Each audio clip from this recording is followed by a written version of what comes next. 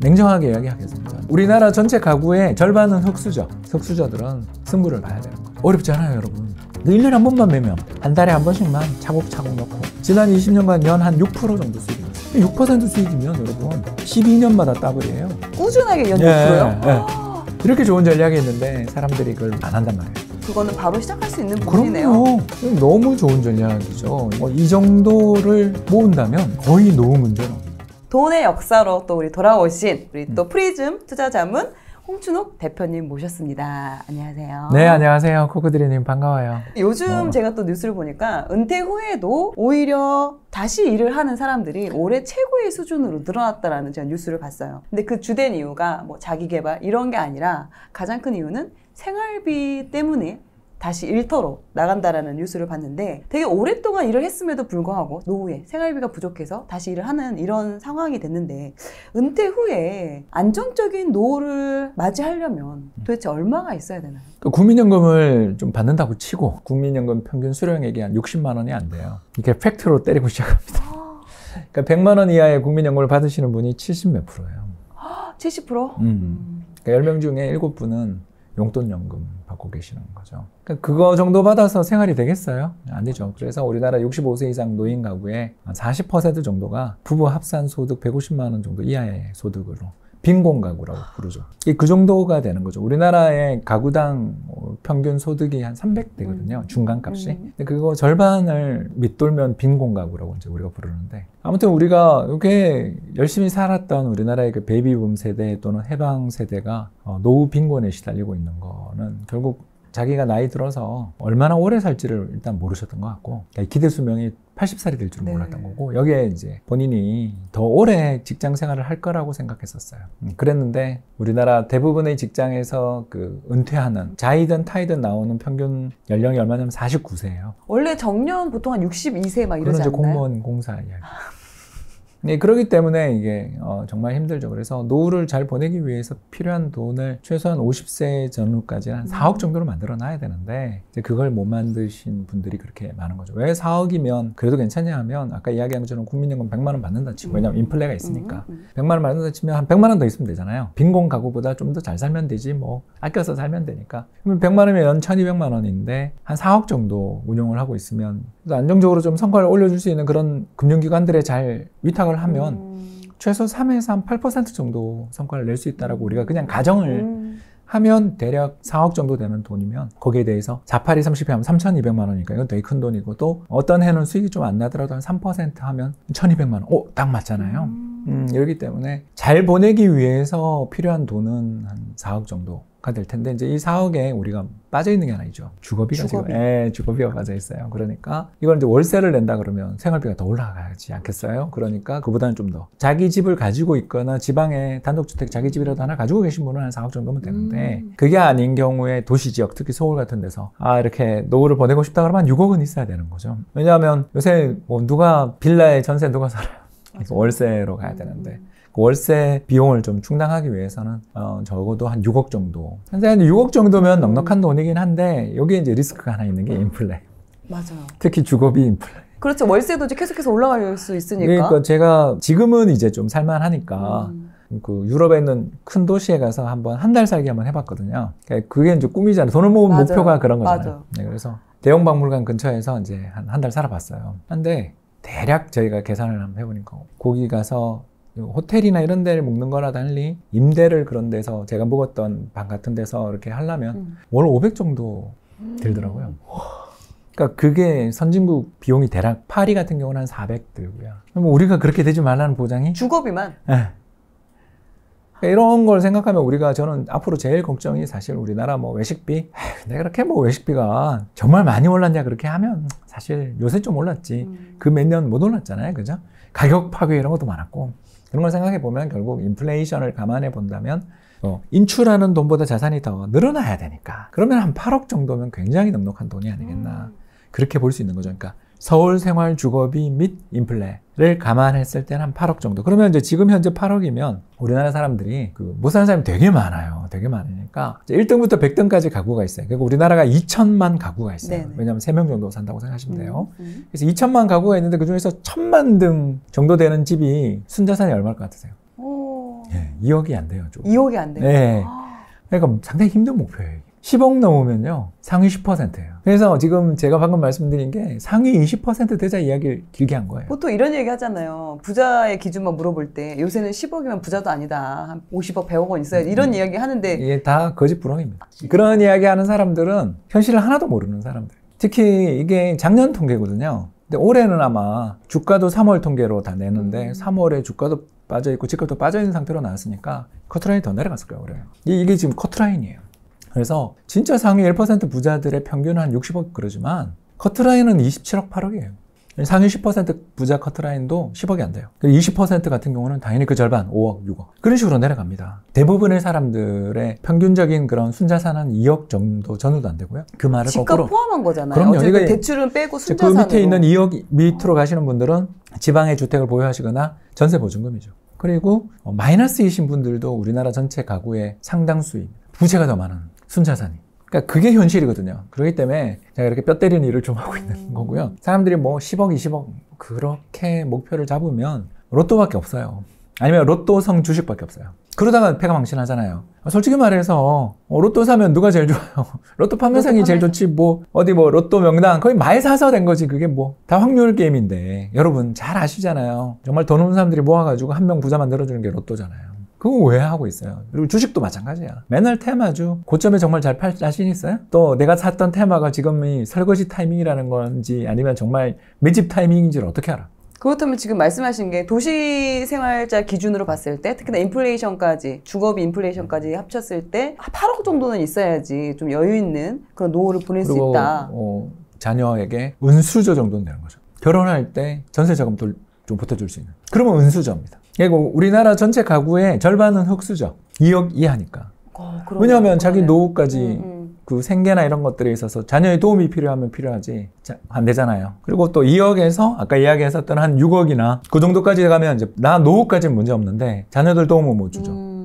그거 넘어가면 은수저, 그리고 30억 넘어가면 이제 금수저죠. 왜냐하면 상속과 증여를 고민해야 되는 시기가 오는 거예요. 그래서 우리나라 대부분이 흑수저고요. 절반이 흑수저고 그 다음은 동수저도 한 30%, 20% 정도가 은수저 정도 되고 상위 10%, 10%도 안 되겠죠. 그 위에 사람들인데 모두 10%, 1%만 보는 세상이니까 얼마나 재테크 난이도가 높아요. 그러니까 맨날 망하는 거죠. 급등주만 쫓아다니고 테마만 하고 세력이 매집했다는 것만 쫓아다니다가 망하는 거죠. 말씀하신 것처럼 퇴직은 빨라지고 그리고 기대 수명은 늘어나면서 오히려 노후의 기간은 더 길어졌단 말이에요. 노후 대비가 선택이 아니라 필수가 된 그런 상황인데 일반 직장인들이 예를 들어서 월 한 300만 원 버는 그게 딱 중간값이죠. 그렇죠. 30대 직장인이 그 8억을 모은다는 게 50 전에 8억을 모은다는 게 정말 쉽지가 않잖아요. 쉽지 않죠. 두 가지밖에 없어요. 냉정하게 이야기하겠습니다. 첫 번째, 맞벌이 하세요. 저축액을 두 명이 늘리는 수밖에 없죠. 그래서 예를 들어서 300, 300. 근데 뭐 여성분이 예를 들어서 파트타임으로 일을 한다. 자녀들 때문에 그러면 100. 예를 들어서 150. 뭐 이 정도의 소득을 가지고 있으면 자녀 양육하기 전에 특히 초등학교 들어가기 전이 승부잖아요. 우리 다 애 키워본 집들은 네. 다 알거든요. 초등학교 들어가기 전에 그래도 아기 돌봄이나 이런 거에 관해서 요새 한국 그래도 도시 지역은 상당히 좋아졌잖아요. 옛날이랑 좀 많이 좋아졌거든요. 그런 걸 생각하면 그때 맡겨둘 수가 있어요. 어린이집에 맡겨둘 수가 있으니까. 그래서 아이들이 어릴 때 초등학교 들어가기 전까지 대략 승부를 봐야 되는 거죠. 그러니까 신혼부터 시작해서 30대 초반에 결혼해서 40초에 자녀 초등학교 들어가기 전까지 그때 10년이 가장 중요하다. 그때 최대한 맞벌이하고 저축을 해서 월 300, 200이든 모아야 되는 거죠. 그리고 그 정도를 모으고 10년을 이제 운용을 하는데 제가 가장 이런 부부들한테 추천드리고 싶은 건 반반 투자법. 반반 투자? 그러니까 200만 원 들어오면 100만 원은 한국 주식, 100만 원은 미국 국채 사는 거예요. 이걸 왜 사야 되냐면 한국 경제가 망할 때가 몇 년에 한 번씩 오거든요. 뭐 무슨 위기, 뭐 퍼펙트 스톰 뭐 이런 사람들 있잖아요. 맨날 위기 온다고 책 쓰는 사람들 있잖아요. 그 사람 책이 왜 잘 팔리냐면 진짜 몇 년마다 위기가 오는데 그 사람이 예고한 대로 안 올 뿐이지 오긴 온단 말이에요. 시기는 정확하진 않지만 그리고 온 원인도 정확하지 않지만 오긴 와요. 그래서 우리나라는 그렇게 비관론자가 잘 돼요. 그래서 저도 비관론자를 해야 되는데 왜 이렇게 난 낙관론자일까? 아무튼 간에 비관론자들이 잘 돼요. 3년에서 5년마다 한 번씩 나라가 망한단 말이에요. 그게 나라가 망한다라는 게 금융기관 부도난다가 아니라 자산 가격이 반토막 난다. 네. 그런 시기가 자주 온단 말이에요. 그때 달러 환율이 급등하거든요. 왜? 예를 들면 뭐 코로나 시기 때? 그렇죠. 그때 1,300원. 그리고 이번에 우크라이나 전쟁 1,450원. 지금도 1,300원. 환율이 급등한단 말이에요. 경제 위기가 올 때 우리나라에서 외국인이 빠져나가게. 오늘 달러를 들고 있으면 어때요? 자, 5대5로 계속 투자를 하고 있었는데 한 1년 모으면 우리가 2,400인데 달러가 환율이 급등해서 3,000이 됐어. 예를 들어서. 이 기분 너무 좋은 거지. 그러면 3,000만 원 됐으면 달러에서 번 돈을 좀 팔아서 그때 주식시장이 박살났을 거 아니에요. 주식을 저가 매수. 작년 이맘때 저가 매수했다고 생각해봐요. 지금 벌써 20% 30% 났지. 종목 잘 골랐다면 몇 배 난 사람들도 많았을 거고. 근데 그걸 그때 왜 못 사냐면 그때 우리가 다 오링해가 돈이 없거든. 근데 그때 달러를 들고 있었으면 환율이 1,100원, 1,200원일 때 계속 미국채를 사놨는데 환율 1,400원 가면 20% 나. 20% 차익 실현해서 그걸로 한국 주식 저가로 오만전자도 사고 뭐 그렇게 사면 지금 다 20% 30% 쉽게 나잖아요. 그러면 환차익 실현해서 저가로 한국 주식을 사면서 물 탔으니까 돈을 얼마나 양쪽에서 얼마나 벌겠어요. 이게 반반 전략이에요. 이 반반 전략은 지난 20년간 연 한 6% 정도 수익이 났어. 6% 수익이면 여러분 12년마다 더블이에요. 원금이 12년마다 연 더블. 6% 그러니까 꾸준하게 연 6%요? 예. 이게 8%도 나고 4%도 나서 연 6%가 나는 거잖아요. 그러면 이런 전략을 쓰게 되면 아까 이야기했던 것처럼 월 2천 정도, 그러니까 연 2천 정도씩 꾸준히 모아나간다. 2,400원, 연 2천. 그러면 모은 원금은 2억 4천 정도밖에 안 되지만 여기서 거의 한 2배 가까이 나거든요. 왜냐하면 모은 돈이 누적되고 초기에 투자됐던 돈은 계속 지금 하니까 12년 정도면 2배 난다 그랬습니다만 한 3억 이상은 모을 수 있죠. 그리고 이제 자녀가 학교 들어가고 아마 그때쯤 됐을 때 우리나라가 이제 지금 사회가 아직은 애 초등학교 들어가면 엄마가 직장 다니기 진짜 어려운 상황이 오거든요. 그래서 외벌이로 돌고 대신 남편은 300 벌던 게 400 벌었다라고 해서 저축액이 한 이제 100만 원으로 줄었다고 쳐도 그래도 10년이면 1억 2천. 그럼 1억 2천에 아까 했던 투자됐던 돈 3억에 이게 또 3억이 또 2배가 나잖아요. 왜? 복리잖아. 그 전에 있던 모은 3억이 2배가 나잖아요. 그러면 6억은 쉽죠. 그러니까 원금은 건들지 않고 계속 불리기만 하니까. 그러면서 자녀에 대한 학비 이런 걸 월 100만 원씩 쓴다 쳐도 100만 원 저축은 왜냐하면 이제 외벌이지만 400 번다고 가정했어. 그럼 충분히 가능하잖아요. 그러니까 이런 시뮬레이션 결과에서 나오는 것처럼 아주 간단하게 제가 설명드릴 수 있는 게 이 정도를 모은다면 거의 노후 문제는 없는. 그리고 50살이 돼서 회사를 그만두고 두 부부 다 놀면서 이 돈을 운용한 돈을 꺼내 쓴다고 생각하면 보통 4% 꺼내 쓴다고 그러거든요. 한 6억 됐는데 4%를 꺼냈으면 2,400, 월 200이 딱 되는 거죠. 그래서 65세 될 때까지 월 200씩 꺼내 쓰다가 65세 된 다음부터는 월 100씩 꺼내 쓰면 되잖아요. 원금은 그대로고. 네, 그리고 남는 돈, 자투리 돈들 6%로 만약 운용한다고 치면 자산이 계속 더 늘겠죠. 왜냐하면 4%만 꺼냈어요. 네네네네. 그러니까 이 전략의 이제 좋은 점이 한국 주식이랑 미국 달러는 반대로 움직인다는 특성을 지니고 있으니까 이걸 갖고 1년에 한 번만, 그러니까 매월 그냥 계속 똑같이 넣다가 연말 정산할 때 확인해 보니까 달러는 예를 들어서 한 1,400대 있고 주식은 1,000만 원 돼서 2,400 그냥 0이다 수익이. 그러면 저 미국 국채를 한 200만 원 팔아서 많이 빠진 한국 주식을 200만 원 사주는. 그래서 1,200, 1,200을 다시 맞추는. 요 리밸런싱이라는 것만 한번 하면 거의 수익이 꾸물꾸물 계속 올라가는. 어떻게 보면 바쁜 직장인이 1년에 한 번만 연말 그렇게 정산 받을 때. 다시 이제 리밸런싱을 한다라는 거는 직장인들한테는 되게 어떻게 보면 좀 간편한 투자 방법인 것 어려움 같아요. 못해요. 어려움 못해요. 이제 그런데 조금 더 여기서 한 발 더 나가보자면 방금 질문도 왔지만 30대에 둘이 악착같이 노력해서 맞벌이도 하고 정말 여행 한번 안 다니고 3억을 모았다. 아까 200씩 모으면 3억 충분히 넘습니다, 사실. 근데 보수적으로 제가 지금 3억이라고 한 거예요. 왜냐하면 애가 아플 수도 있고 어디 뭐 결혼 10주년 그러니까 10년 동안 모았을 때. 그러니까 원금은 2억 4천이지만 불린 돈이 한 1억 정도밖에 안 부른 거죠. 그래서 3억 중반 정도밖에 안 됐다라고 우리가 가정을 하자는 거죠. 3억 중반 정도가 됐을 때 이때 이제 우리가 저는 좀 추천드리고 싶은 게 이 정도 자산을 모으면서 투자를 해보면 자신감이 생기거든요. 투자라는 게 그렇게 어려운 게 아니라는 걸 알게 되거든요. 왜냐하면 많이 빠진 거를 많이 오른 걸로 사면 그러면 언젠가는 시장이 균형을 찾아가잖아요. 한국 주식시장이 영원히 빠지는 것도 아니고 환율이 영원히 올라가는 것도 아니니까 네네. 환율은 올랐다 그러면 언젠간 빠지는 거고 주가는 폭락했다면 언젠간 반등하니까 왜 우리나라 기업들이 환율 폭등하고 나면 그 다음에 한 1년 지나면 이익이 좋아지거든. 그렇잖아요. 경쟁력이 있으니까. 이걸 믿고 투자를 하는데 이 전략에 한 가지 문제가 있어요. 무슨 문제가 있냐면 정말 내가 투자했던 시기가 운이 정말 없어서 잃어버린 10년에 투자를 했다고 가정하면 그게 언제 2010년 되잖아요. 2007년 2000포인트, 2016년 2000포인트.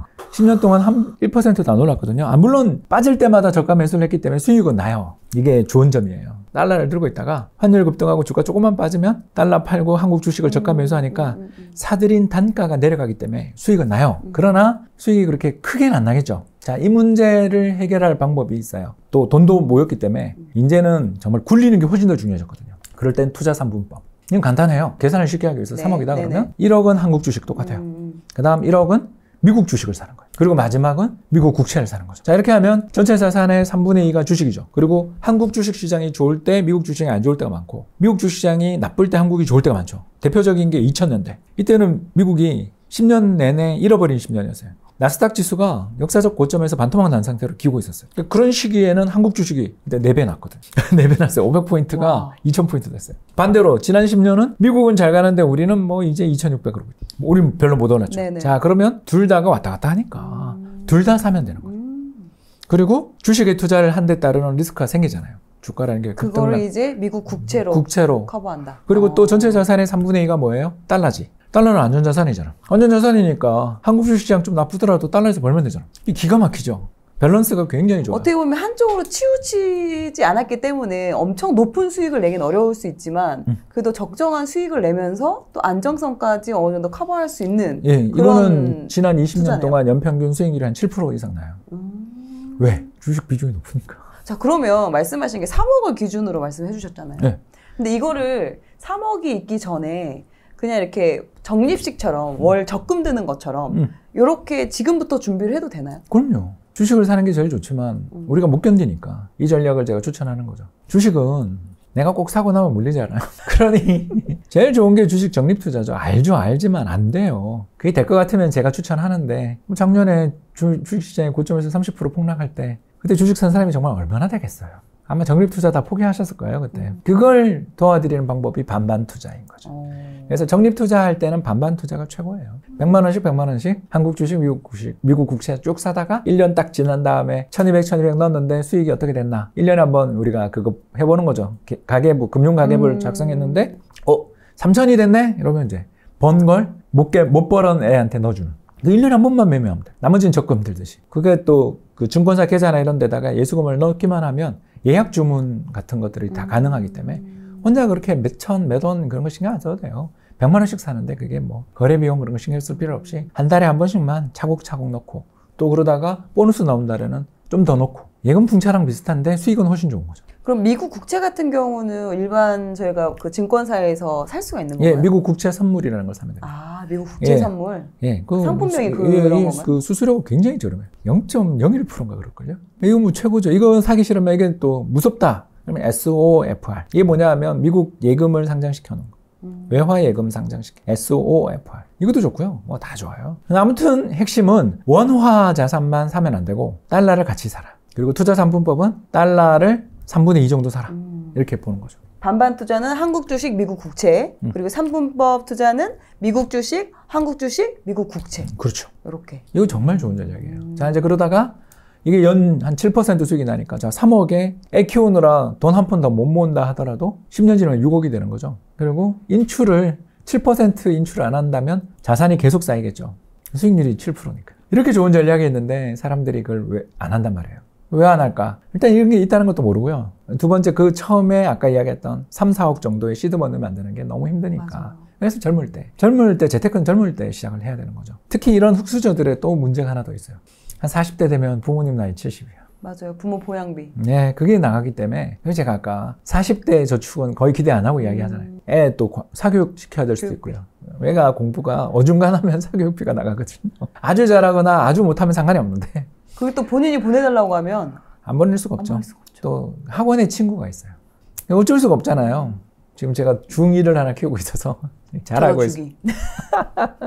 저는 첫째는 대학생이에요. 어디 저한테 감히. 그런데 아무튼 돈 많이 들어요. 돈 많이 들기 때문에 40대에 돈 모은다 정말 쉽지 않고요. 그때 월급도 많이 오르지만 지출도 많고 기분도 내요. 또 사람들이 월급 올랐다고. 맞아요. 그러니 30대의 석수저들은 승부를 그때 봐야 되는 거죠. 그다음 지금 월급 받는 분들도 지금부터 그거는 바로 시작할 수 있는 부분이네요. 그럼요. 너무 좋은 전략이죠. 이게 그러니까 지금 그냥 현재 단순히 그냥 정기 적금, 뭐 정기 요거에만 넣을 게 아니라 그것도 좀 더 안 하는 것보다 낫죠, 그것도. 근데 그보다 더 나은 전략이 있다. 그리고 이 전략은 여러분 직관적으로 보더라도 나라 망한다고 할 때 늘 환율이 급등하잖아. 그러면 달러를 들고 있으면 되는데 또 달러에 올인했다가 환율 빠지면 손해니까. 에이 모르겠다 모를 땐 둘 다 반반. 짬짜면 짜장 짬뽕 다 먹고 싶을 땐 둘 다 먹으면 되잖아요. 그렇게 하면 되는 거죠. 그러다가 볶음면도 먹고 싶어. 그러면 투자 상품법. 얼마나 좋아요. 이 정도로만 하면 연수익률이 6에서 8% 사이 나오거든요. 우리나라 개인연금, 퇴직연금 수익률 얼마인지 아세요, 여러분? 여러분들 연금저축 가입한 거 계좌 수익률 얼마인지 한번 보세요. 사회 전체 평균이 1%예요. 근데 국민연금은 그렇게 큰 운용자산을 하면서 연평균 수익률 6.3 정도 내잖아요. 지금 제가 한 게 국민연금의 운용 전략을 단순화한 거예요. 또 개인이 쉽게 따라할 수 있는 그리고 방법으로 그쵸, 말씀해 주신 한국에 거네요. 상장돼 있는. 자, 이제 이러다가 이제 돈이 좀 더 많이 모였어. 6억이 넘어. 자, 이러면 이제 슬슬 해외 계좌를 열어야 되거든요. 왜 그러냐면 6억에서 8억 정도 구간을 넘어가기 시작하면 연 그 이자랑 배당 소득세 이런 것들이 2천만 원 넘어가면 그 정도 자금이 됐다라는 거는 이미 한 50대 정도 됐겠네요. 된 거죠. 예, 근데 아니 내가 운이 좋아서 투자 3분법을 더 빨리 열심히 했는데 그럴 수도 있겠죠. 갑자기 한 8억이 됐어. 그런 분들한테 추천드리는 전략이 이제 탈무드 투자. 요거는 뭐냐면 똑같아요. 투자 3분법하고 똑같은데 미국 주식은 이제 나이 들었으니까 무섭잖아. 요걸 빼고 좀 더 안정적으로. 예, 미국 리츠를 사는 거예요. 그럼 이게 왜 좋은 전략이냐면 미국 리츠 지금 배당 수익률이 거의 5% 나오거든요. 그러니까 자 외화 예금에서 뭐 이자가 지금은 5% 나오지만 연평균이면 한 3% 나오겠지. 3%? 그렇잖아. 그럼 5억, 6억이라고 생각해보자. 그럼 6억에 3% 이자가 나면 368, 1,800만 원의 이자가 나오죠. 이미 금융종합과세 많이 걸리겠다. 그죠? 1,800. 자, 거기다가 2억을 가지고 또 5% 정도 뭐 이런 걸 받는 거잖아요. 그러면서 아까 이야기했던 것처럼 3% 정도의 배당만 받아도 1,800이 지금 떨어진다고 이야기했잖아요. 368. 그러니까 그거는 가격은 계속 올라가는 자산인데다가 리밸런싱 하니까 그래서 1,800이라는 이자나 배당 소득이 현물로 우리한테 오는 거예요. 굳이 원금을 빼지 않고 이 3, 4% 정도의 이자나 이 배당금으로 생활을 할 하고 수 있죠. 또 아직 젊으니까 이 정도 돈 나오면 이거 뭐 예를 들어서 월세 내고 그러면 내가 조금만 더 일을 하거나 공공근로든 뭘 하면 먹고 사는 거 아무 문제가 없잖아. 그러면서 자산은 저기 연평균 이 탈무드 전략이 연평균 수익률 한 8% 나거든요. 지난 20년. 앞으로 20년 동안 몰라. 그렇지만 이 정도 자산에서 3%라는 배당을 빼더라도 5%의 수익이 계속 늘어난다는 뜻이잖아. 그러면 5%로 가면 17년, 18년 정도 지나면 6억이 12억 된다는 거죠. 그렇잖아요. 지금 3% 이자를 빼서 생활을 하면서 5%는 계속 불잖아요. 그러니까 수익률 8%가 3% 이자에 5% 가격 상승으로 돼 있는데 이자는 우리가 다 빼지만 5%는 어떻게? 또 계속 축적이 되죠. 그래서 한 70대면 70이 뭐야? 한 65세 정도 되면 12억 돼 있는 거지. 이제 그러면 우리나라 상위 10%. 이제 상속을 걱정해야 되겠죠. 28, 9에 만나서 30에 결혼해서 10년 동안 애 둘을 놓는 사이에 월 한 200 정도 악착같이 저축을 맞벌이를 하면서 200 정도 저축을 200을 일단 투자하고 남은 돈으로 소비를 해라. 그 수밖에 없잖아요. 그리고 아니 애기 어릴 때 원체 귀엽기 때문에 남의 집에서 받아온 옷 입혀도 이뻐요. 그게 뭐가 그때 어릴 때 그런 걸 종물 해야 돼? 나이 들어서 롤렉스 결혼할 때 롤렉스 채워주는 게 낫지. 어릴 때 그거 뭐 기억도 안 나는 거 해줘서 뭐해? 꼭 차 몰고 동네 들로 산으로 다녀야 돼? 그냥 동네 산책하는 게 낫지. 제가 그렇게 살아서 그럴지 모르겠는데. 저도 제 욕심에 그렇게 막 다녔던 것 같습니다.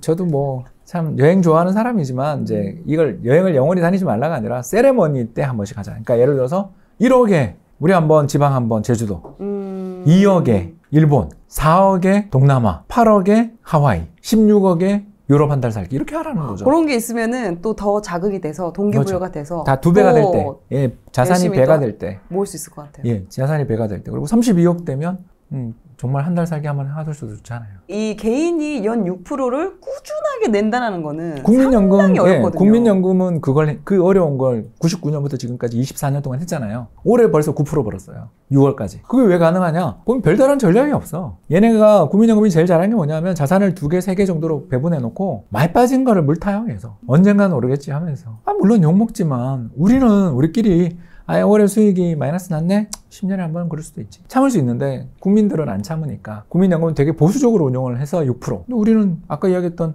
투자 3분법이나 또는 탈무드 투자법 같은 거 하면 7, 8%도 사실 그렇게 아주 멀리 있는 목표는 아니잖아요. 그렇죠. 그게 꾸준하게만 된다면은 너무나 또 좋은 게 우리가 월급을 갖고 물을 타며 투자를 하니까 물 타면서 투자를 하면 매년 계속 잔고가 늘거든요. 그 기분, 이게 이렇게 늘어요. 지수커브로 늘거든요. 2008년 이후 딱 15년 만에 이렇게 재정적 자유를 얻게 된 거거든요. 이렇게 투자를 한 지 저도 오래되지 않았어요. 물론 저는 시드머니가 이제 퇴직금 받아서 증권사 리서치 팀장 하다가 도저히 이렇게 못 살겠다 그러고 퇴직하고 퇴직금 받은 걸로 시작을 했기 때문에 당연히 이제 투자 종잣돈은 여러분들 지금 이야기보다 많았습니다만 15년 만에 올해까지 15년 만에 딱 되더라고요. 그게 어렵지 않아요, 여러분. 안 보면 돼요. 이체만 시키고요. 연간에 한 번만 리밸런싱만 하면 되니까 시장을 보면서 스트레스 받을 일이 없어요. 전 작년에 이맘때 와가지고 그랬잖아요. 달러 팔아서 한국 주식 산다고, 한국 부동산 산다고. 제가 이 자리에서 이야기한 사람 아니에요? 그리고 우리 추석 선물 세트 받는 주소가 바뀌었잖아요. 여기 출연하면서 내가 다 포지션 공개하는 사람이잖아요. 저는 사기칠 이유가 없잖아요. 우리 애들한테 아빠는 한국의 30년차 에코노미스트입니다. 이거가 우리 애들한테 자랑이 되는 건데 이런 전략들이 뭐가 별거 없잖아요. 단순하지만 시간을 믿고 투자하자. 10년만 해보자. 그러면 시드머니 3억에서 4억 만들면 인생이 확 달라진다는 거죠.